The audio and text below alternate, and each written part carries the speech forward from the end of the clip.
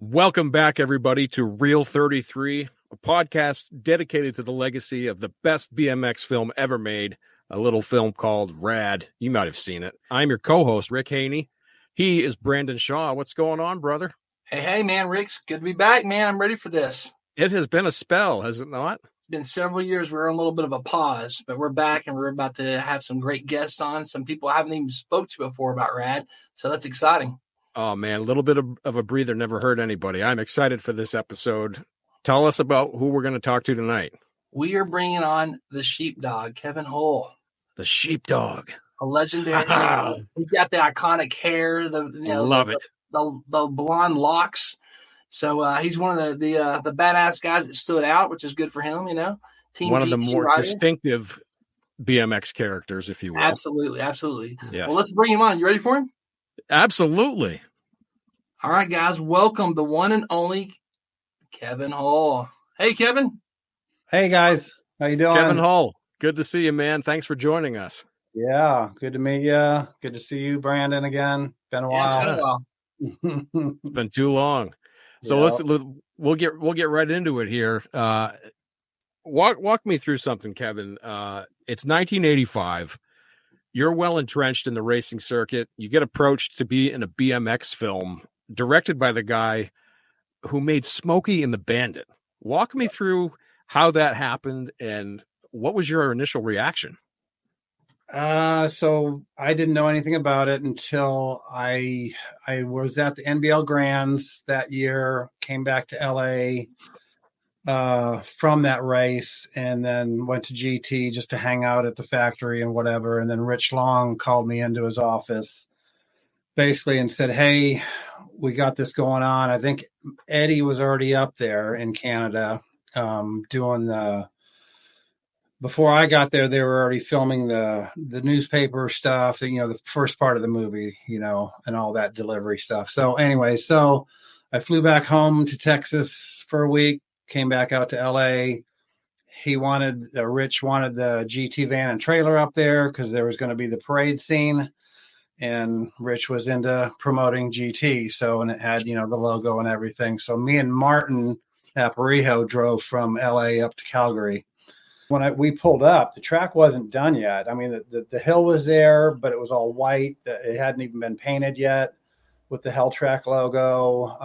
They still had some work to do on it, So as they were working on that, that's when we came in, and then we started doing the qualifying scenes, which were in the same park, Bonez Park there, and all throughout, because everything was just set up in stages. And so we were doing that while they were getting Helltrack finished up. Okay, now you were a pro or amateur at this time? Amateur at that time, yeah. Also your age. How old were you? I think I was 19. Yeah, it would have been 20 December that year. Yeah, so I was 19 in 1985. So you're 19 years old. You're going to be on a movie that you're told it's going to be in the cinemas all across the nation, right? That's right. Pitched it to you, I'm assuming. Yeah. What did it feel like, man? What was going through your head, man, at that age? And you're already a BMX superstar as an amateur. You're one of the top dogs. You're on the magazines. What was it like to go, I'm about to be in a movie? Yeah, I mean, I don't know if I thought much about it. I just didn't know what to expect. Obviously, I'd never done anything like that. Anything closest to that when I was younger, and I was in an M&M's commercial that was filmed in Austin back in the early 80s, or no, late 70s, earlier 80s. Then, but yeah. So anyway, I get up there. Hold on, go back and don't gloss over that. I know nothing about this, and I'm from Texas. What do you mean M&M's commercial? It was an M&M's commercial filmed in Austin, and I went there, and we were on our bikes playing like with the horses, the croquet with the mallets and stuff. Croquet, croquet, yeah. So it was just, I don't know who told me to do it or however I got involved. I just remember, and I actually pulled it up not long ago. I Googled it, and I can point me out in a couple little scenes, but very quickly. So it's not a BMX commercial like mine. No, it's an M&M's commercial. Okay, it's not. But And more importantly, who paid you better, Rad or M&M's? Right, or Rad. Rad pays you better? Yeah, I didn't get anything for the M&M's one. Not even a bag of M&M's? Yeah, maybe. Cool. That sounds like a child labor or something. I don't know, some kind Right. of felony. So let's talk about the pay then, because that's on my list here. Do you mind telling us what you got paid? Total, I got $300. You said total or per week? Oh no, total. So how long were you there? I was there for about 3 weeks, but technically per their contract or whatever that we signed, I was there for 2 weeks. So I got $100 for each week I was there. So I got the $200, and then I got an extra 100 for doubling. I think it was Rod when Bart takes the twin out going down the hill. Right. That's me playing the twin. So I got $100 for that. So I doubled the twin on that scene. So kind of like Mike, where he got paid for the 2 crashes. Yeah. I got a little bit of it. I need a little bit of money too. So that was cool. You know, now, I know it's about the experience, but that's a pretty low pay, wouldn't you say? Yeah. So did y'all get a per diem for food every day? Yeah. I mean, GT, I was riding for GT. So I was full factory. I mean, they sent me up there, hotels paid for. You were still getting paid otherwise. In some way. Yeah, I mean, I think in '85. He was amateur, so I was amateur. I might have been getting oh God, if I got pictures in the magazine or anything like that, I'd get some money, contingencies. And yeah, I don't even know if that year they were paying me for wins or anything. I know in '86 they were. Maybe in '85, I can't remember. It's been so long, but yeah. So it didn't bother me. I mean, no, you're having a good time. Listen, it ain't about the money at that point. Yeah, like you said, I'm 19 and we're hanging out, we're riding, we're filming, and just having a good time. But all your expenses, just so we're clear, while you were there, everything was paid for. Yeah, none of my time out of my pocket, unless it was.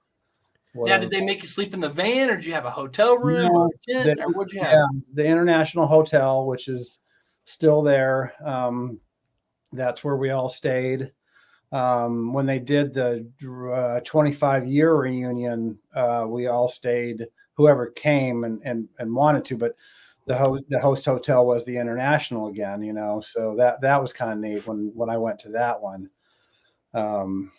That reunion. So, had the hotel changed much? No, it's about the same. I think the bar area and stuff, I forget what the name of the bar was, but I think it changed, obviously, the interior and the aesthetics and stuff. So, well, hold on. Who was your roommate? Did you have a roommate? It was Martin. I don't know if me and Martin and Eddie were all in one room. I honestly, or if there was just 2 of us, but if I think right, I think it was Martin, but okay. Again. So you mentioned in the pre-show that you spent most of your time with, Eddie and Martin and all these other riders. Yeah. What was the scuttlebutt amongst everybody while filming was going on? You all get there, nobody knows what to expect. You get into this thing, and were you all like, what are we doing here? Can you believe this? Or was it more like, wait a second, this is pure fantasy. This movie doesn't even come close to reality. What were you guys thinking? Right. Yeah. So when we pull up to the track finally and get there, the first thing obviously we see is the starting hill. And it's like, oh my God, that thing is, no way, 30 feet tall. You got like a 74-degree angle coming down. And it's like, I think they took the 84 Grands when they were in Tulsa, because it started at the upper deck and went down to the lower deck there at where they run the Grands now. Was a wooden hill, but it was, a 45-degree angle, not this super steep. And yeah, so that was the first thing. And hold on, now this is really important, because let's be real, that starting hill is probably the most iconic part of the track. Right. And then, as we know, the scariest part, like, were you like, holy crap, I got to go down that? Or what? I mean, I've heard the story, so tell me. Yeah. No, we get up there and nobody wanted to be the first to go down, because it was steep. And of course.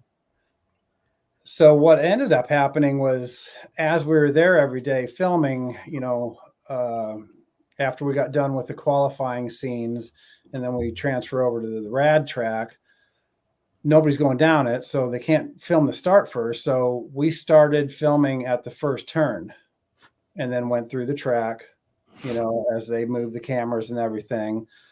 And then they did the start scene last.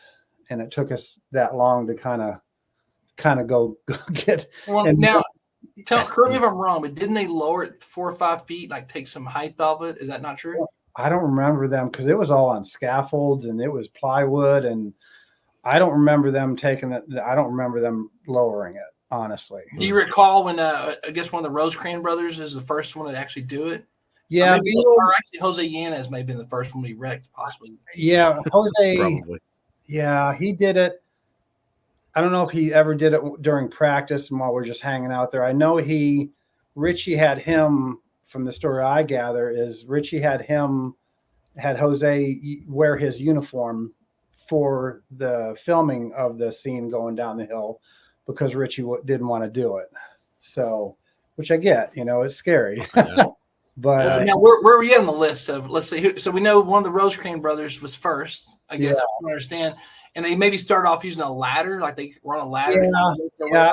I've got a photo album, then I've got pictures of Beetle standing on the ladder and everything. And that didn't really work out too well. And Miranda at one point grabbed just a tire that lined the track or whatever and rolled it straight off and down the hill. And he figured if it stuck all the way down and didn't catch any air, we're good. Well, he rolled it not super fast, but it caught air, and about halfway down it caught and then, went on down. And basically we finally figured out we had to carve in.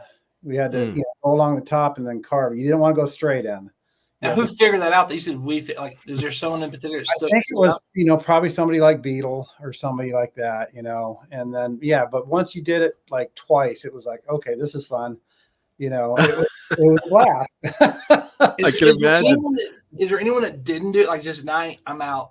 Yeah, well, I don't think Richie, I don't think did it. Scott Clark, I can't remember if he did it. He was a pro at the time. Richie, I think, was a pro at the time. So I could see them not, because of the racing, they don't want to get hurt. So, but I can't recall who else might not have done it.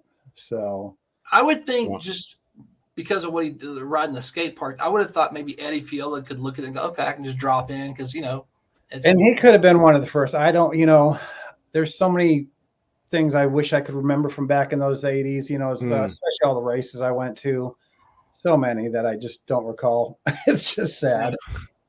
Time goes by quick, doesn't it?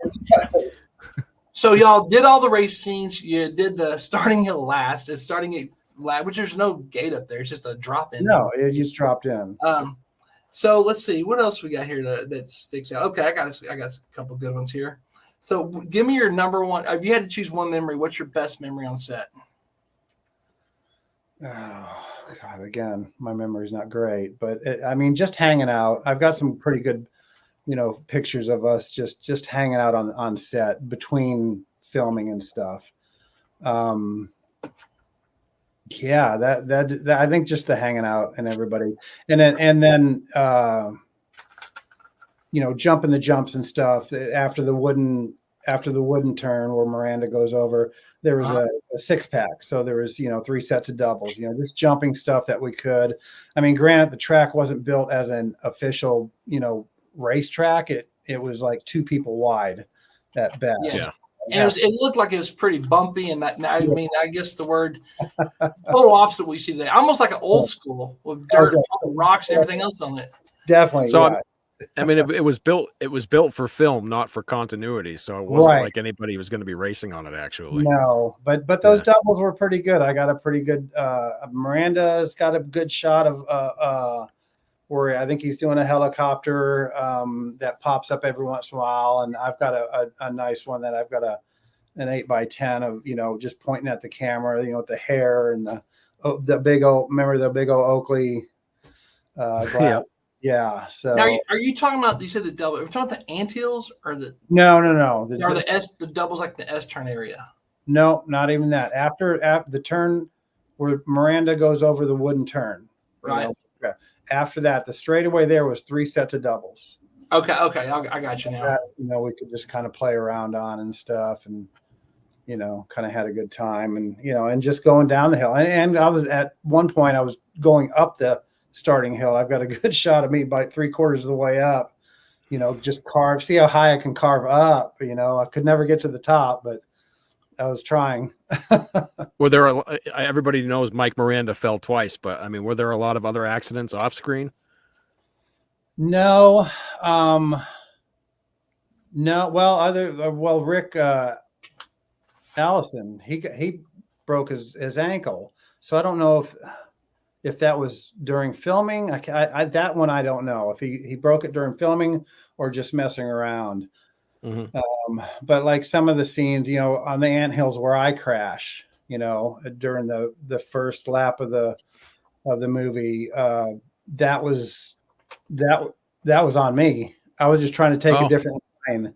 That wasn't meant to happen. I went to the inside, and then my front tire just hit one anthill, and it just, if you watch it, I just go over, and they left it in. Yeah. From what I understand, other than Mike Miranda, all the crashes were actually just real crashes, and especially the guy that ate it in the face planted out of the kickball. Right. And see, I did the same thing, and that guy Chris Phoenix, he was a local Orange Y guy down in California, and he was up there. So he'd been racing BMX, but he was up there more to cover it for some little magazine or something he was doing. So he just kind of got in on it with us, and what happened was you go off that spoon, and it's like a diving board. Unless you hop off of it, your back end gets kicked up. And he did it. I did it. They left his in. Okay. Wow. So, that was painful to watch. Yeah, definitely. Yeah, that was great. I do know that in the qualifying races, I think it was Martin that told me that he pushed the power lock guys into the water. And you're friends with Danny, right? Yeah, Milway. Yeah. Oh yeah. Y'all were buddies. I lived with him for 4 years. So who's the other power lock guy that was there? It was Brad and Wynn Cowan. They were brothers, and Brad was the older one. He was a teenager. Wynn was the older one. Brad, I think, was the little one, and he was, I don't know, he might have been 10 or something. He was one of the ones they shoved in. Yeah, I think Martin's telling like, it's a pretty funny story actually. So I mean, what was going through y'all's minds? All of a sudden, you're racing next to a 10-year-old. Did that not go, this is odd, this is weird? I mean, no one said anything about it. And the thing about it, you're being filmed going through the first turn, and then you stop, and then they switch cameras, and you're going through the second turn, or you're going, through wherever. You're never really racing a full race because they can't do that. They didn't have cameras set up around the whole track. It was just filmed in sections. So, I mean, it was, and then if you really watch it, during the qualifying scenes, the motos aren't as accurate, because they were just piecing this thing together afterwards. And, I could be in the lead at one point, and then I could be in the back of the pack on the same moto. I've got to be honest with you. One of my greatest thrills about watching Rad is watching for all the little mistakes, which I love. Yeah, that's me too. My favorite thing. And there's a lot of that going on. I mean, especially in the qualifying when like the guys pull over to the side, because I think it was crew that wrecked or something, which was Haney, and they just kind of pull over, wait for them to get back on the bike, and they just take off. But there's all sorts of stuff that are like, which makes the movie great. I mean, it's the best part about a cult classic. Yeah. So that trail where that crash scene was, that was nothing more than like maybe a 50-yard piece of woods that they just carved a trail through. I mean, it wasn't an actual trail, was it? I don't know. I don't know if it was like a hiking thing or what. Somehow they found. I don't know. And again, I don't know if they made a trail up that hill for us to come over and down. I don't know how. It was just there, and we're going to film this. And okay, off we go. I got to ask you one question. Eddie, Martin, the freestyle guys, they're on bikes. They're not made for speed. Okay, let's be real. So, and those guys they're not racers. I mean, they're freestylers. But they were hauling some ass on the little straightaway at the very end, finish line. Right. Were you guys pulling back a little bit with your speed to allow that to happen, or were y'all going full throttle and they were too? You kind of had to. We couldn't. I mean, as racers, I guess if we wanted to go full speed, we'd probably leave some of them behind. But there were certain scenes, obviously, where crew had to be in a certain, position or whatever, but we weren't full speed, I wouldn't say, even the one where I won the one qualifying scene, and, just first place. And I just kind of tried to stay ahead of everybody just by a little bit, just, trying to get that GT logo in there. Yeah. Let's talk about that for a second. I mean, you, Eddie, Martin, you guys got the GT logo all over the place. Right. How much love did you get from GT after that movie came out? I mean, that they liked it, because that's why Rich sent us up there and stuff, especially after, I don't know if Eddie got hooked up with it first or how it transpired. I know the movie company had gotten a hold of some of the other companies, bike companies, that they didn't want anything to do with it. They didn't think it would be a good thing. But Rich, being Rich Long, he's looking ahead and stuff, and he knew it would be a good deal. And I mean, even there's, if you look at when they're in the pit areas, when they're filming through the pit areas, and flashing up the different, scenes. When they go to the GT scene, I'm sitting on the bike and they got these big pillars with the big sticker, like the head tube sticker on them.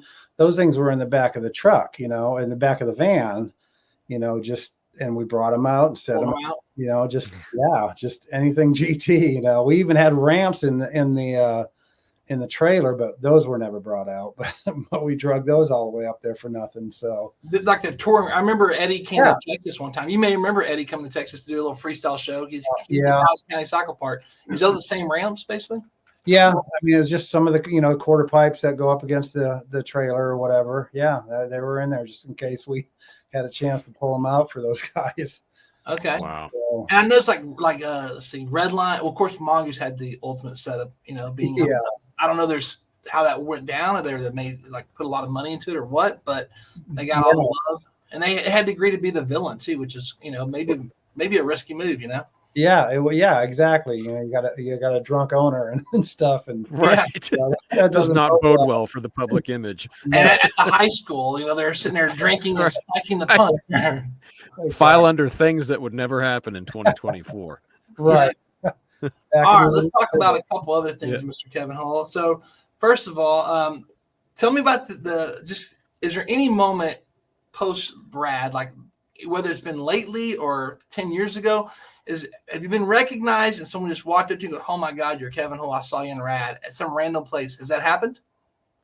No. Surely in the 80s it had to happen, 89, 80. No, I mean, if I was at a track or something, obviously. Nothing mainstream, though. Nothing mainstream, no. And even nowadays, if somebody hears my name or whatever, and I mean, it's happened with my kids, it gets brought up here and there or something somehow, even my wife, and, then it gets talked about, but, and same with me, it's, if I'm at the track or something, or somebody, I've run into people just out and about, say at a bar or eating or whatever, and they find out who I am. And it's like, it's a weird thing, because you had that look, you had the look, the blonde hair. That's very noticeable. I mean, you had an image that was out there that people could recognize. I kind of thought you would have been spotted somewhere. I mean, I realized that the film was only at the theater for a week or something, but somebody saw it, that wasn't a BMXer. Right. I would have bet a lot of money that you would have been spotted somewhere, because I've been with Bill and like at McDonald's, and people are like, "Oh my God, you're Crew Jones." Right. I got to be honest with you. I mean, I don't think if I saw Bill just randomly, I don't know if I would have noticed it, but people, I've been there, I witnessed it. It was pretty cool. Right. And other than my hair, what's that? Yeah, and other than my hair, I mean, because we always had a helmet on, so, and a mouth guard, so nobody really, I guess, saw my face much, I guess, during the race and stuff. Yeah, but that's true. But you weren't like getting Bill, close to more than like Bill was. You weren't kissing her or nothing, so that you didn't get the face. Yeah. Okay. Yeah. But I was gonna ask this question at the end, but since we're on the subject of notoriety, in the mid '80s, it seemed like you were all over these things called paper magazines, whatever those were, Right. BMX Plus, BMX Action, whatever. With 80s BMX nostalgia being at an all-time high, what's it like now seeing all the stuff that was in those paper mags being all over the internet and people talking about it? And it's like, what is it? How do you feel comparing those two? Yeah, I mean, it's cool. I mean, like I still go to the old school shows. We generally have Awesome. three or four, maybe five in the Northwest up here in like Washington, Oregon, that I try to go to if I can, if I got the time and nothing's happening on that weekend or whatever. I've gone down to see Gary Turner and Craig and stuff when Craig started making the Gary Turner bikes and all that, and they had some shows that they held and stuff. So it's and then just running into friends and stuff. Bill's come up here for 2 different shows over the years. I missed the last one because I was out of town, but the one previous, it was good to hang out with them and stuff, and just shoot the shit. Yeah. So yeah. It's crazy how times have changed though, isn't it? Right. Yeah. And these guys that build these bikes and stuff and reproduce them and just, buy the parts and polish them. And it's like, good on you. Do you have any of your old bikes or anything from the film? No, never. I don't. I had so many bikes when I was riding with GT and stuff when I was living in Texas, and I had, I think 4 complete freestyle bikes. I had, some cruisers and the 20 inches and, race bikes, and they're gone. They actually, after I moved to California, my mom's still in the house that I grew up in. But when I moved out, I came back one year and went out in the garage and the bikes are gone. Oh, wow. Yeah. That happened to me too. Like, did you sell them? Did you give them? What happened? No, they got stolen. And my parents didn't even know. God, don't you wish you had them now? Jeez. Yeah. Oh, yeah. They'd be worth a lot the way they were set up. Yeah. To kind of go along with what Rick just mentioned about the internet versus like back then, you guys are mags. I got to tell you, because, the internet just covers everything, and there's so many sports out now that you're competing with. I think it was cooler with the magazines, and I think it was just so cool to go to 7-Eleven and see a magazine. And, where now the internet's just got so many options, so much out there. It's just, every little kid that says 6 Novice is on the internet, you know what I mean? Right. So do you feel like it was better back in the day with the magazines versus the internet, or do you feel like the internet's better than the magazines? I mean, back in the day, it was cool because, you'd wait, the magazines came out monthly. So you'd have to wait till the next month. You anticipated it. And I've talked to other guys that, just with them growing up, and I've heard the stories, people would just wait for the new Action to come out or the new Plus or, even Super BMX and stuff and read it cover to cover, and just live it, So where now it's like, it's on, you can see it, as it's happening, so it's a different thing. So I liked it back then. But the new stuff is good too, so it just gets everything out there quicker. Plus, the old stuff is all over the internet now, so you can see it anytime you want to. That's true. Yeah. Let me ask you a couple more things about Rad. Okay, so let's talk about in the movie, I guess post the let's say from 86 on, like what's been your coolest Rad moment? I mean, was it bike event, seeing old friends? I mean, what happened and that's Rad related since then that is your number one moment? I mean, the 2 that stand out are going. The one was going to the 25-year reunion up in Vancouver, where we filmed it. Staying in the hotel, going on a bike ride, a few bike rides over the weekend, going to Boness Park, and you can see. And now it's just a grassy area where Helltrack was built, but.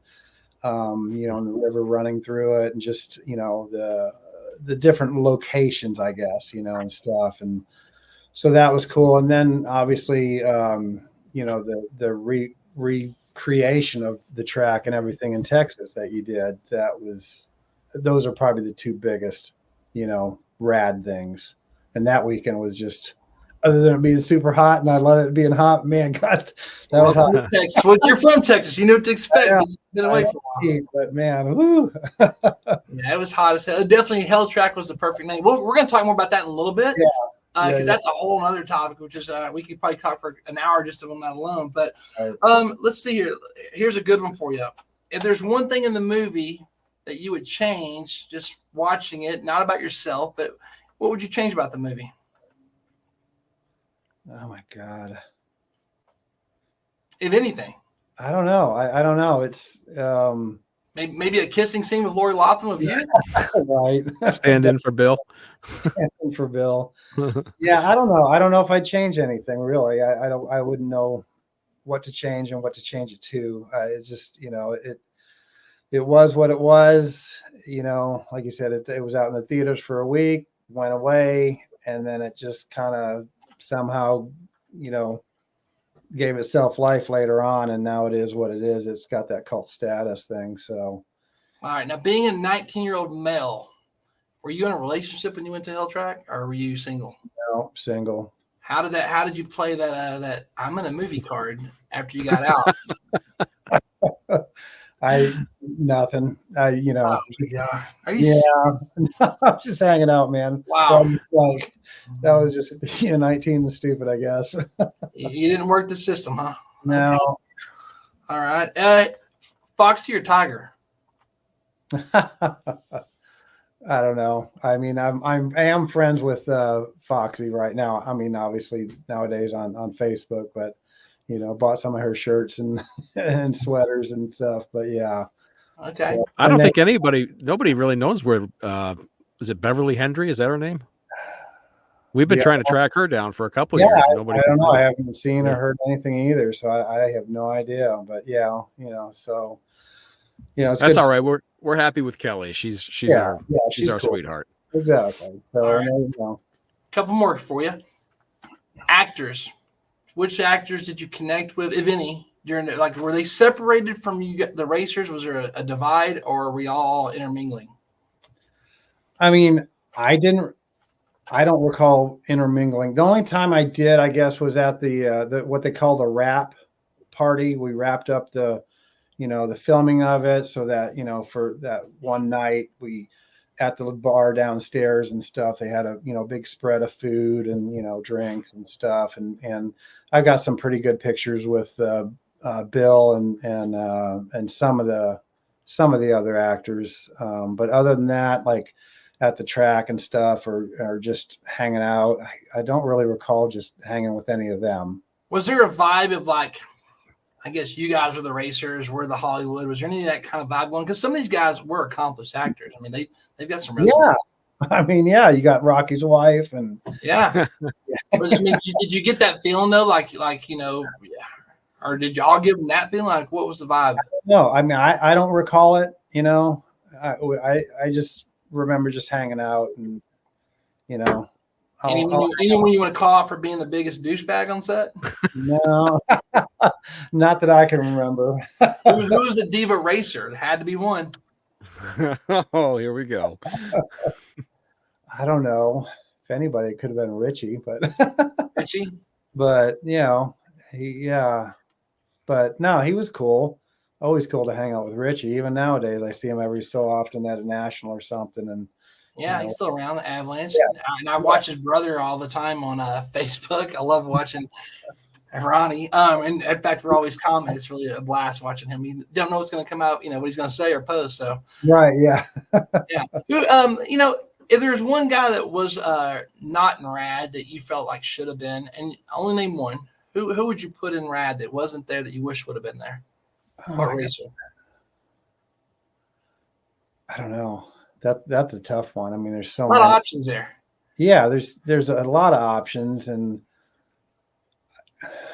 I'm not going to reveal on this podcast this particular one, but I've had some insight as to why a lot of guys that weren't there, and it's really a great story that I'll be putting out pretty soon. Oh, there's a lot of great stories like that. We're got a little teaser there, Yeah. And some of them were the companies. They didn't want to be involved with it. They didn't want their guys going up there. So it was. They might have wanted to, the riders, but they couldn't. All right. Last question about Rad, and there's tons more, but I'm going to ask you this one. Besides Crew Jones, besides yourself, who should have won the Helltrack? Oh, out of the guys that were racing there? Or who would you have chosen to win it?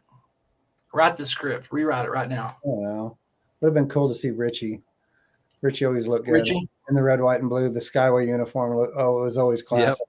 He looked really pro. I got to tell you, in fact, Mike Miranda's hard to beat the Hutch setup, but Richie's probably, I'm going to say, was my favorite, racer, the outfit, the gear, the Skyway, the whole thing. I thought it was pretty on point. Tough wheels. I've always loved the graphites. Always loved the graphites. Yeah. Did you ever race those? Yeah. Oh, yeah. I had the Campy series, when they first came out with the gold hubs and the Campy axles and stuff. Yeah. Cracked a few, but, I just think they look cool. I asked Richie, I was like, hey, dude, do you ever feel like that held you back? The quickest, no. Like, he was really adamant. Like, he was happy with those wheels, has no regrets whatsoever. No. And, I just assumed you had to think spokes were better a little bit, but. They're lighter. They're quick to turn, on spokes. But he even did it on a cruiser, 24-inch toughs, man, on nylon tough wheels. But he could push them. Yeah. I mean, do you feel like maybe they made a big enough difference he should have switched? Or, I mean, he seems to be adamant that it didn't affect him. But. If he's happy with it, and has no problem, then, and he showed it because he could win on them, Yeah. So, it seemed like he got third place at Helltrack too. Like, the most in the racing part, it seemed like if you were to go back and watch, like, he was probably the guy, other than Bart and Crew, he was the guy that probably would have won it, I'm guessing. Right. I mean, he did, because during the one qualifying scene where, Richie Anderson wins, they actually announce his name. So that's kind of cool, But again, during any of the scenes, be it the track or qualifying, it's just happened to be where you were at that one point for that little section of filming, So I always tried to, just because I was thinking of, getting the name out there, because even on the starting line, there's one scene where I'm as the camera's looking at us, I'm on the far right, So I kind of picked that spot just because I knew they would start filming there and panning down across the rest of the racers, So you're getting that screen time. You're making sure of it. Yeah. So just help out GT, Now you being there as an amateur, did you feel like the other guys were like, I don't know, you're Kevin Hull, you're older amateur, like you're right pro, but did you feel like there was any kind of like, hey, we're the pros, we deserve to be here, you shouldn't even be here? Was there anything like that going on? No, everybody, we all got along. Oh, yeah, that's great. That's good to hear. As far as I remember, I don't remember anybody bickering or anything. Hold on, what about Jose? I feel like he'd be the one out guy. Like, he's not an actor, he's a sort of a freestyler, I guess, obviously, but I mean, it's a one-trick pony type thing. Nobody did a great thing. Listen, he did. He's the star of the show. I mean, ultimately, it's behind the scenes, that's the backflip. Right. But did Jose kind of mix with you guys pretty well, or was it? As far as I can remember, he did.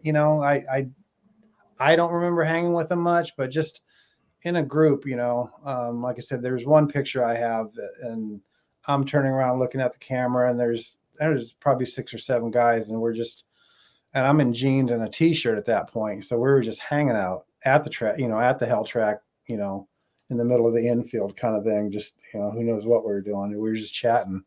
Because he was not on Hutch. He was like on Hutch for the Grands. If the story goes correct, like if I've heard it correctly, they put him on this year to do the backflip at the Grands that year, but he wasn't really on a team. And then he ended up in the circus. With a good friend of mine, with Robert Cito, which is the second guy to ever do a backflip. You probably know Robert, right? Met Robert? Yeah.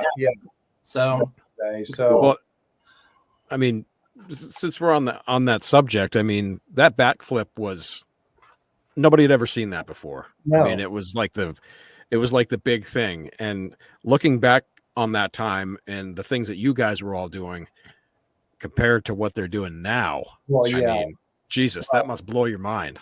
Right. Yeah. The backflip one thing. Yeah. I mean, they're doing backflips and triple flips on dirt bikes for God's sake. Yeah. Jose was actually the first guy to do one on a motorcycle, and I think Travis was trying to give him credit for that. There's some documentation about that, of Jose doing it. So I mean, listen, man. For what he did the biggest trick of all time, the most memorable trick, Yes.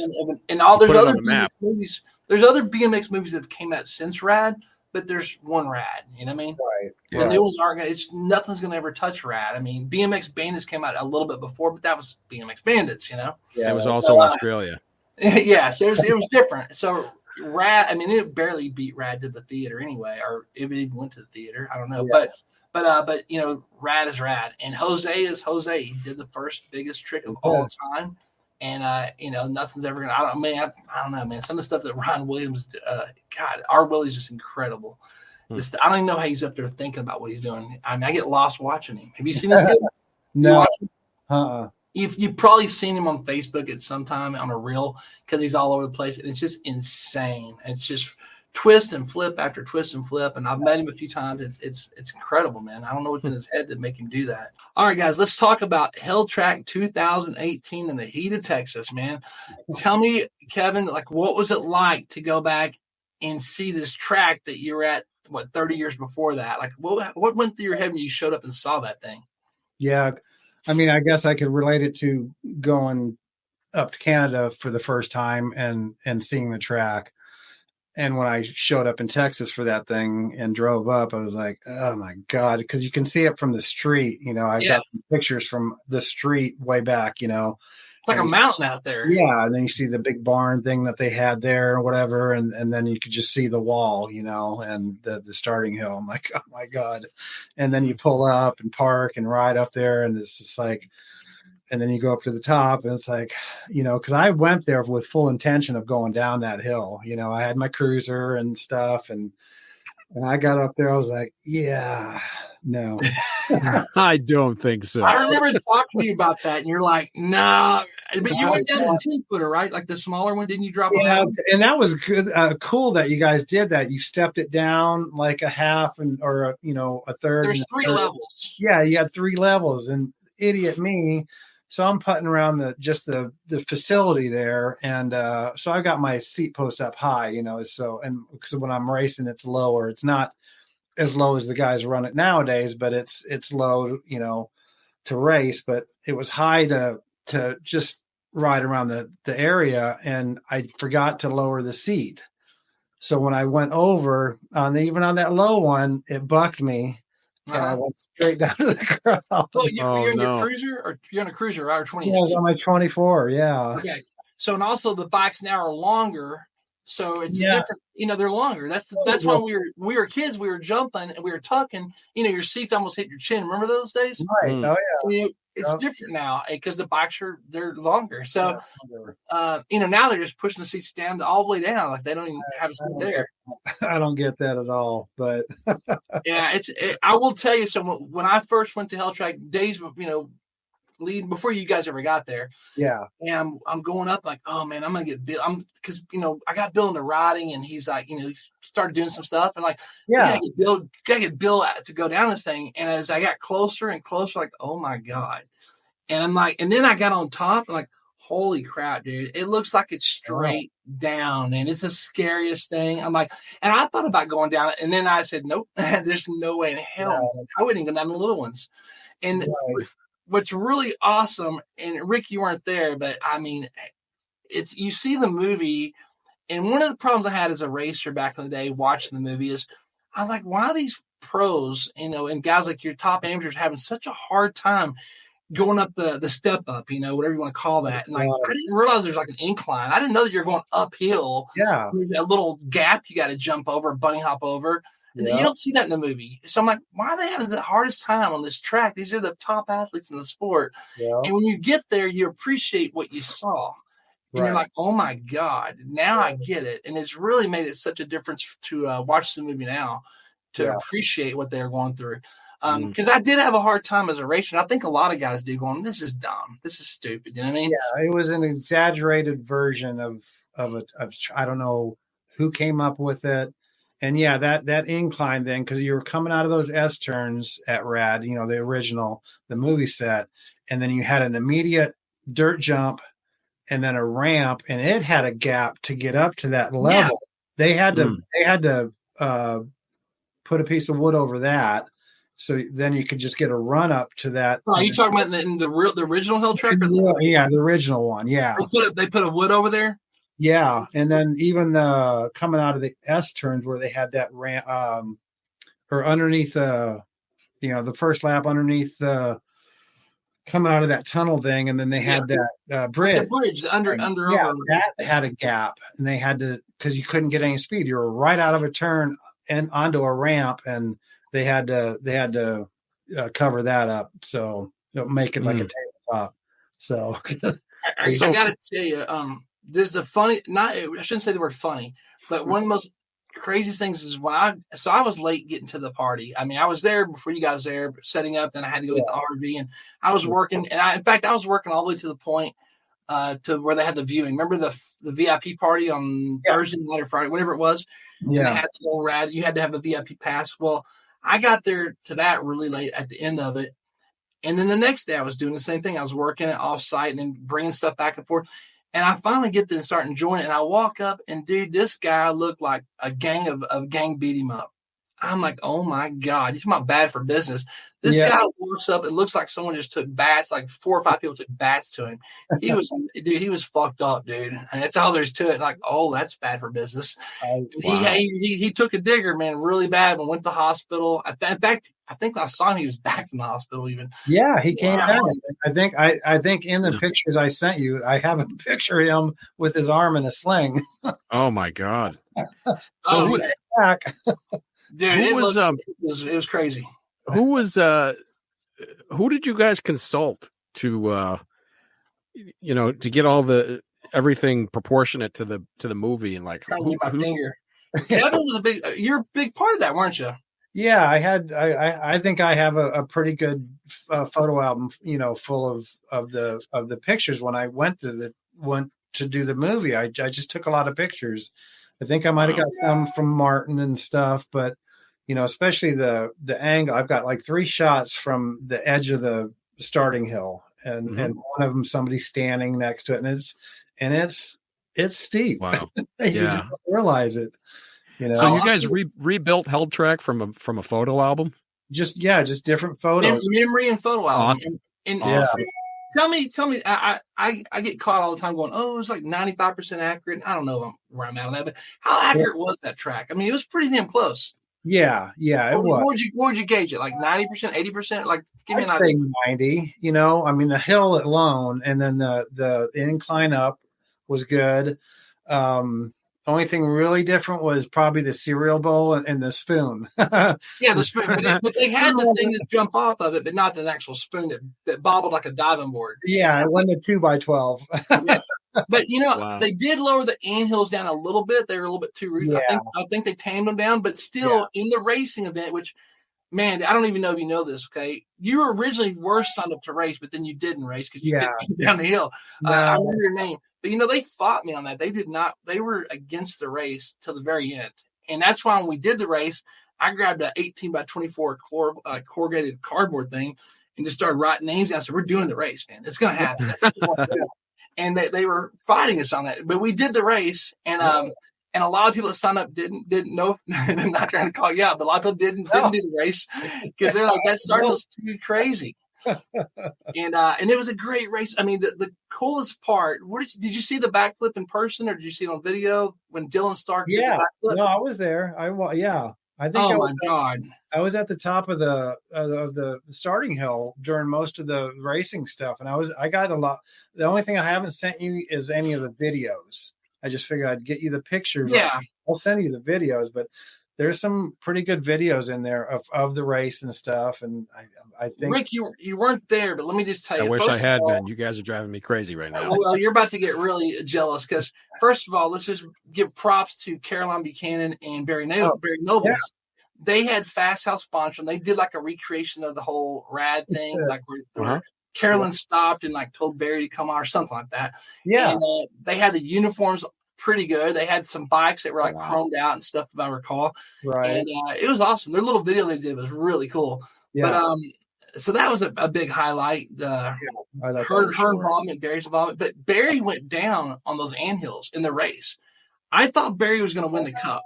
I went and got a cup, an actual cup to give out. Yeah. So in the history of Helltrack, there's only been one person that won Helltrack, and that's Dylan Stark. Yeah. Never saw his adventure trip to Helltrack. He documented the whole thing, like their travel there. Once they got there, it was really cool. Now here's the part, Rick, that you're going to be jealous you missed out. Dylan, unbeknownst to any of us, planned out to do a backflip, and he did it right where not Bill, but where Jose did it in the movie. Wow! Right. And the other guys that were part of this, if I'm not mistaken, had no idea he was going to do it. And it was the two mongoose riders. Right. Zach Lewis, I believe, and I forget the other one. But he split them. Did you see the video where he splits them in half? Like he goes right through them? I probably have. It's been a while if I did. I don't think we could recreate that if we tried. He did a backflip. No one knew he was going to do it. So he cut the track, didn't do the S turn. And one mongoose rider went past him. And the other one, he went right through him, like right down the middle and no one flinched. They just kept riding. And then that son of a bitch, he transferred from the step up ramp to the starting hill. Right. You saw that, right? Yeah. Right there? Yeah. Oh my God, the place went nuts. Right. Dude, they're like, holy shit. And of course, there was controversy about him winning it because of all these things. But Crew Jones cheated also and cut the track. Whatever. And I'm gonna be honest with you, I was up there announcing as best as I could, and it was so disorganized. But Bill started the race before I was ready. I was still going over the rules, and Bill dropped his hand, so the race started when it shouldn't have. But that's fine. Yeah. And I could only walk a few feet before the mic wouldn't work. So if I moved too far, I couldn't even see how, and I didn't know who anybody was, except a couple of them. And so trying to announce that was really hard to do. But I'm just very glad at the end of the race, I turned it over to, because there was some controversy about if the Lacombe, I can't remember his name, but he's a racer. Yeah. And Lacombe thought he should have won it. And we gave it to Dylan Stark. And it came down to I think Joe was the guy. Remember Joe Prezel? I'm saying the name wrong. Yeah. Yeah. That's the guy you talked to on consulting about the build. Yeah. Okay. Yeah. But I turned it over to Textplex. Said, what are we going to do here, guys? And I got a bunch of people involved because I didn't want to be the guy. And but we gave it to Dylan Stark. Said, that's the way it goes, man. That's Helltrack. That's what Crew Jones did, and that's the way it's going to go down. So Dylan Stark deserved the win, man. He was showstopper. Amazing. That was the highlight of the weekend for me. Yeah. By far. The racing, it was fun to watch.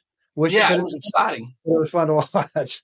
And if you notice, all the guys, let's talk about who was there. First of all, we had yourself, of course. We had Eddie Fiola, Martin Aprijo, Jose Yanez, if I'm saying it right, Jose.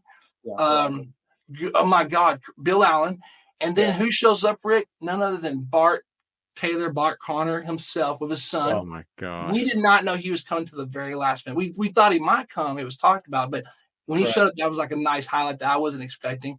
Who else was there that was from the movie? There was a few more, I believe. Is there anyone I'm forgetting? I don't know if. A couple icons showed up, like Woody Itson showed up. Todd Slavic. Yeah, everybody lives in Dallas. Yeah, there's quite a few other people that showed up. Guys like that. Yeah, but the racers from the movie, I don't know if there was any. Devin brought his vehicles out. He had the Blazer there, and he had the Corvette. He just bought the Corvette, so the winning Corvette that was really funny how they drove around in the Corvette before they won it. Prior to the race at Helltrack, Bart and Rod and Rex were riding on it. So it was owned by Mongoose. It was amazing, man. I mean, honestly, how did you feel about that weekend? That was great. It was just a fun time. I mean, was it not? To me, it was so much better than I expected. Even though I worked my ass off and I was busy, and I didn't get to enjoy it quite like some people got to, because I was just nonstop moving. But man, that was crazy cool. It was so much better than I anticipated. Yeah, no, you guys did a great job. You had the dinners and stuff there at that hall, and just, it was awesome. Yeah, I know. But let's listen. Props to Joe. That was a building. I wish I could pronounce his last name correctly, but I mean, dude, he did an amazing job, man. I mean, building that thing, and I felt like it was about 90% correct. And man, I mean, it was cool. It was just beyond cool. Yeah. Any last thoughts about Helltrack? And just look, 2018. when you get to looking through those photos, I think I have a picture of that board with all the names on it for the race. I'm pretty sure I do, and I've got the one that says Dylan won. Hold on, I got some pretty the actual board. Huh? I've got this. I have the board. I kept it. Oh, you have the board? Okay. Oh yeah, it's just a bunch of scribble of names. Yeah. Jason Crouch. Picture of that thing. You know Jason Crouch, don't you? Yeah. Thank God for him. He helped out. I mean, a lot of people helped out. And I wish I could name them all, but I don't know who it was at the time. But I do know Jason was heavily involved in making that happen, and we're trying to get all the qualifiers. And I kept that. I also got dirt, which I just found it the other day. I went and bottled up a bunch of the dirt from like one of the jumps. My old Facebook account, which was hacked, has the video of me like digging the dirt and putting and scooping it. And I lost those, and I just found like 24 bottles, little jars of the dirt. Right. I've got lots of products. In fact, let me show you a couple things real fast before we get off here. This is a keepsake. You probably have one of these, Kevin. When you showed up, you got these. Can y'all see that? You'll have it. Oh, that's sharp. Yep. And here's what a lot of people don't know. See that Texplex, which is 7-Eleven looking? Yeah. Yeah. We got a letter days before the event doing a cease and desist on that logo right there. Yeah. From 7-Eleven. And I wish I had that letter, but we got a logo for cease and desist. Now they're based out of Texas. 7-Eleven is. Oh, funny. But then also there's something little trivia or fun fact. Yeah, that's the Helltrack logo. But Bill and I created a different logo because Bill actually has the rights. We have the trademark on Helltrack, and so we have a different logo. And the different logo is this. Do you have one of these, Kevin? No. It was a commemorative towel. It was a microfiber towel that I made. Oh, no. It's got the date on there, and it's got the new Helltrack logo, and it says Bill Allen's name somewhere right there. Okay. All right. But we had done, and then let's see what. Oh, I got a couple more things, and we'll be calling it a day. Got one of these. Had a lot of these we give out. So when you showed up for your package, you got a lot of cool stuff, a lot of swag. Orange bag full of stuff. Yeah. In fact, here's a couple more items. I wish I'd known you guys back then. I came along right after. Oh, remember these? Look at mine. I think it's still in the plastic bag. Yeah, and you know what? I was over at Clyde. We gave away a rad bike. You recall that we did a bicycle themed out for rad, and we gave that away. And that was from Clyde James Cycles. I was actually with those guys yesterday. Had a big event, and at his shop over in Haltom City, Clyde. First of all, props to Clyde James because he did an incredible job making that for us. I believe he donated the bike and everything, dude. It was so awesome. Yeah, and it was really cool looking. Did you see it, Kevin? The theme bike. Oh yeah. Okay. Yeah. So before GT did their version, I did a version with Clyde. And we kind of came up with it, and it was really cool. I think the guy that won, I think his name was Whiffy. I'm not Joe Whiffy, I believe. What's that? Yeah, right. He's from England. Yeah. Hold on, I got a few more things I want to show you guys. You had your VIP pass somewhere, a little collectible from that event. It's not showing up very good, but and then here's the last thing I want to show you that came in the goodie bag. Also, we had the stickers. Let me sit down here. It's not really coming in, is it? Yeah, it's kind of black. Oh, you sent me one of those. Yeah, There you go. I did it. And how about the buttons? Awesome. There we go. Walk this sucker. Go balls out. Go balls out. And there's two more. And this is the last. Did they tell you that when you went up to Vancouver, did they tell you the name of the movie was going to be Balls Out, or did they already change it? I honestly, I don't even know if they told me a name. They just go up there. I'm like, all right, let's go. Yep. There you go. Hey, they had this is ass sliding. I don't know if you're seeing because there's a glare, but they had an ass sliding set up into that pond. Yeah, I didn't do it. I mean, it was kind of gross looking, but they had that as well. I mean, there's just a lot going on there. You could also, dude, Adam out of Oklahoma, Adam Scott actually learned how to do a backflip by Jose over on the airbag. That's pretty cool. To have the original guy do that, yeah. And there's a guy that passed away. His name is Jason Parrott, and he was part of the Rad Army. He literally passed away just weeks after Helltrack. Oh. And I think one of the coolest things about that event, man, if I'm really going to get kind of sentimental here for a minute, is he was a huge Rad fan. he went there. I believe he did a backflip at that event, and then he passed away just weeks afterwards. Wow. And I mean, it's horribly sad. But at the same time, what a way to do things. I'm saying, like, you know what I'm saying? Like, that's like a bucket list item. Yeah. I mean, the timing of that was, I don't know. I mean, I don't know how to say it the right way, I guess, because it's horribly sad that what happened. But I mean, it's also like a movie almost, you know what I mean? About this guy going to see his fairy tale ending. Yeah. I mean, to do a backflip and have Jose Yanes to be there, like the first guy to ever do it. But yeah, just a really, really cool event, man. By the way, the trophy, Dylan Stark won that. And by the way, see that banner behind me? Yeah. That's from Helltrack. If I can say it, it says Fort Rad Army. Yeah. And it's got like your signatures on there, Kevin. Yep. Yeah. And it's got Eddie and Martin and Bill and Jose and a lot of other people. So pretty cool. Like I kept that, but the trophy is in Huntington Beach at a bike shop. I wish I knew the name of the bike shop. Dylan Stark worked there, and I go to Huntington Beach for some business reasons, and that trophy is very proudly displayed up on the counter to this day from the winner of Helltrack. Nice. That's so cool. It really was. It was really cool. And if you ever get a chance, check out Dylan Stark's video, because it's really fun to watch these young guys who are just like they are sleeping in tents. He spray painted his bicycle with spray paint before the race and everything. Looks way cooler now. It's really fun to watch this guy.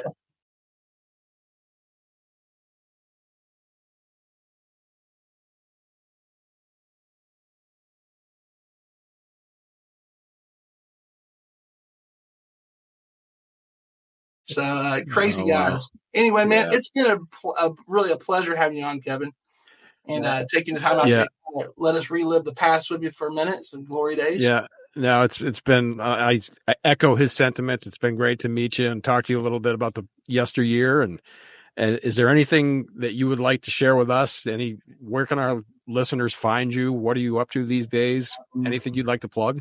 Anything. I'm just trying to get back to racing again. We'll see how that goes and stuff. But I live up in the Northwest. I'm in Olympia, Washington. So just got a mountain bike last year at some point, and I've only ridden it a few times. But other than that, just working and got grandkids and stuff. And any of them racing, by the way? Any of your kids or grandkids? No, my oldest boys, I mean, they're 33 and 30 now, but then when they were younger in the, 5 to 8 year range, Austin raced, he's the oldest with me. And then we got out of it. And then when Nathan came along, was old enough, then we all three did.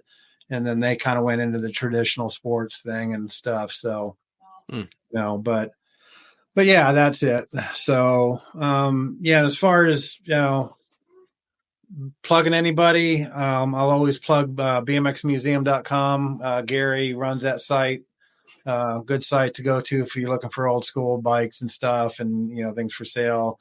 Vans has always been a good help. They've always helped me out over the years and stuff. And, supply me with stuff. There you go. And I, they send me stuff. It's been a while since they've sent me stuff, but I would always get stuff every so often to take to the bike shows and stuff. And just now, like, at what point did they quit just sending you? Because I've heard stories that people just get random boxes from Vans. I worked with Jerry Batters. I need to. So coming up to the summers, and this was obviously pre-COVID. I would get a hold of him and give him the list of, usually it's the 3 shows I would try to go to.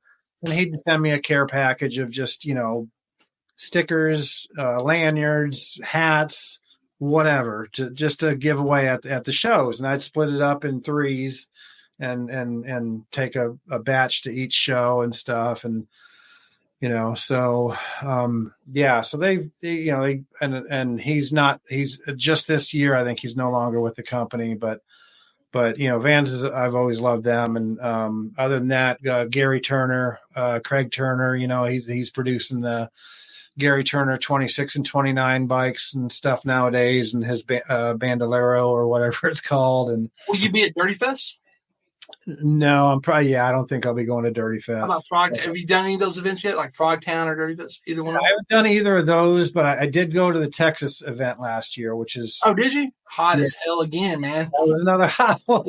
They're moving that to October, by the way. We just talked about it. And actually, stay tuned. I got something coming also in Texas. Okay. I thought they were going to have that in May, but anyways, I'll check it out. No, they just signed the deal. It's going to be in October, but I just talked to Rusty Roberts yesterday. By the way, member of the Texas BMX Hall of Fame, Kevin Hull.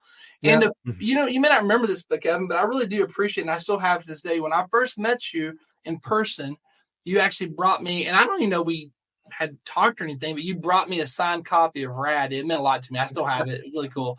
I saw it at the one of the reunions, the Hall of Fame thing. You walked over, hey man, I like, oh, that was so cool, man. That was really thoughtful of you. Right. Yeah, no problem. Yeah, that was cool. That was very gentleman of you. So, and I don't know how well we even knew each other, or if we did know each other at all, other than you knew I was some guy that was in the Rad, Right. Exactly. Yeah, that was cool. Though I'm glad we formed a friendship. Kevin, you certainly are a legend. We appreciate you, and we honor your legacy, and we hope to keep in touch. No, definitely. If you guys want to chat anytime and I got time, well, I'm in. I think we know that we'll be chatting again at some point. I hope so. I didn't think about that, but you and I will have 2 more meetings, hopefully, because there's some stuff going for the Hall of Fame stuff, and there's this other thing that we talked about. Yeah. And I can't wait. In fact, that other thing we talked about is going to have a good Rad story that I didn't know about. I love the way these Rad stories come up from people that weren't in the movie. They're everywhere. But listen, man, once again, Kevin Hull, man, thank you for being on. Thanks, Kevin. Your participation in the sport, what you did for Rad, and we'll see you next time, buddy. All right, appreciate it, guys. Take care. Rick, what'd you think, man? For him, he was lucky. He was so marketable because he was a sheepdog. He had the long hair, the curly long hair. So that's one way to stand out, But he was definitely a character, one of the most memorable characters ever in BMX. That's for sure. Yeah.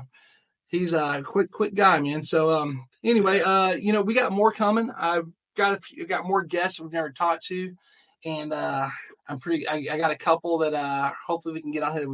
They're just, I don't know what stories they're going to have for us, but every time we bring another guest on, there's some hidden story, a little gem that pops up. That's always exciting. Yeah, I'm actually I'm happy to be back in the saddle here. It's been too long. Hopefully we can connect with Bill now and again. He couldn't. He was busy. He couldn't. He had an engagement to be at, so he couldn't be on here tonight. But it's all good. We'll have it in the future. Yeah, man, this is exciting. Real 33. I'm psyched to be back. This is going to be great. Fans are going to love it. There's also going to be so much more. Check us out. I guess for now. By the way, this is brought to you by ProPod Digital. If you have some kind of podcasting needs or you want to help have it produced. Check out propoddigital.com. We've got Lacey, she'll hook you up, myself and a few others. But this is just one of 3 BMX podcasts that we're producing. So, and they all tie in. It's really cool. So I'm excited. And we'll start cross promoting the 2. Any last words? No, man, I'm so thankful that I got to meet Kevin Hull. This is the Sheepdog, man. I never thought I'd get a chance to meet him. This is great.